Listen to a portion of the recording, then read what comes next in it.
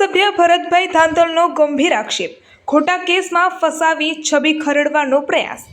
જેતપુર તાલુકા પંચાયતના પૂર્વ સભ્ય અને ભાજપના પાયાના કાર્યકર ભરતભાઈ ધાંધલે મીડિયા સમક્ષ પોતાની વ્યથા ઠાલવતા વહીવટીતંત્ર અને પોલીસ સામે ગંભીર આક્ષેપો કર્યા છે કે તેમણે જણાવ્યું છે કે વર્ષોથી ભાજપમાં રહીને સેવા આપવા છતાં તેમને અને તેમના પરિવારને આતંકવાદીની જેમ ખોટા ગુનામાં ફસાવવામાં આવ્યા છે।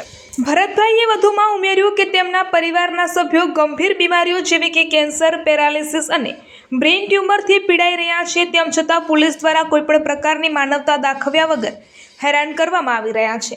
તેમણે આક્ષેપ કર્યો છે કે તેમના પરવાનાવાળા હથિયારો પણ જપ્ત કરવામાં આવ્યા છે, જેથી તેમના વિરોધીઓને હુમલો કરવાનું સરળ બને।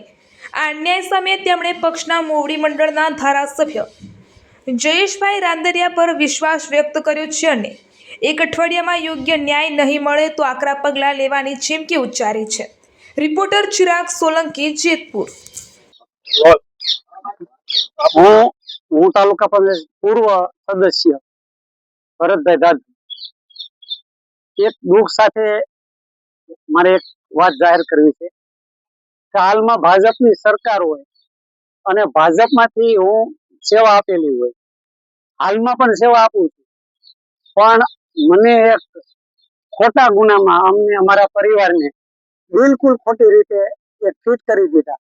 ફિટ તો કરી દીધા, પણ જેમ અમે આતંકવાદી હોય એમ 6-7 ગાડી મોડ પર જાય, કારણ કે માહોલ એવો ઉભો થઈ ગયો તો મારી ઇમેજ માટે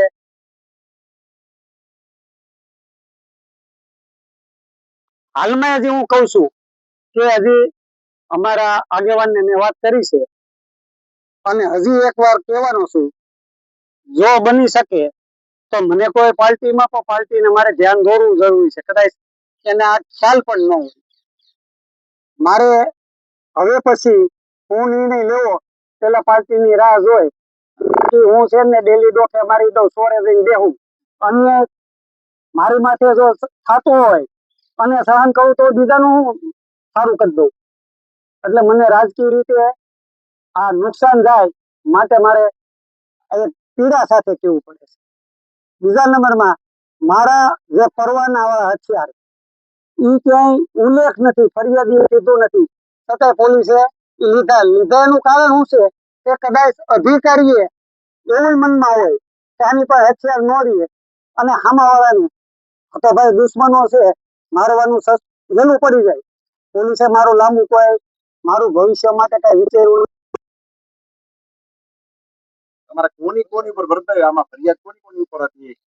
એક તો મારા મોટા ભાઈ પ્રતાપભાઈ, ત્યાર પછી બાપભાઈ જે હાલમાં પેરાલિસિસ અને કેન્સરમાં પીડાય છે, ત્યાર પછી અનકભાઈ એમને બ્રેઇન ની તકલીફ છે, ત્યાર પછી ગટુભાઈ એને ગેંગ્રીન છે અને ગંભીર છે।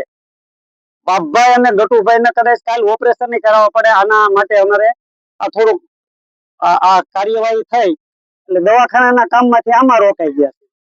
એટલે અને આ બધું પોલીસ ને જાણ કરેલ છે, તો છતાંય અમને બહુ અમારી જિંદગીમાં કડવા અનુભવ થયા છે, કારણ કે ખોટા કેસ તો અમારી માથે ભૂતકાળમાં થયા છે, પણ દુઃખ એ વાતનું છે કે હું આ સરકારમાં હોઉં અને અમારી માથે થાય વસ્તુ કેવી કે અમે અમારા મતદારો એક એનું મનોબળ તૂટે કે ભાઈ જો આ વ્યક્તિ છે એની માથે આવું થતું હોય તો અમે એનું શું કરી શકીએ।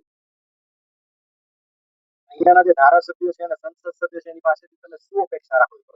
ધારાસભ્ય એટલે જયેશભાઈ એટલે એક સિંહ નું સંતાન છે। જયેશ રદડિયા ના ઉપકારમાંથી હું ક્યારેય પણ એને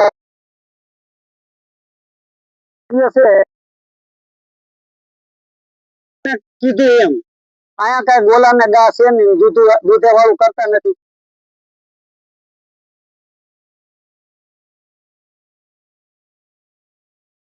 તો 100% અઠવાડિયામાં 1 વીક નો ટાઈમ દેવાનો।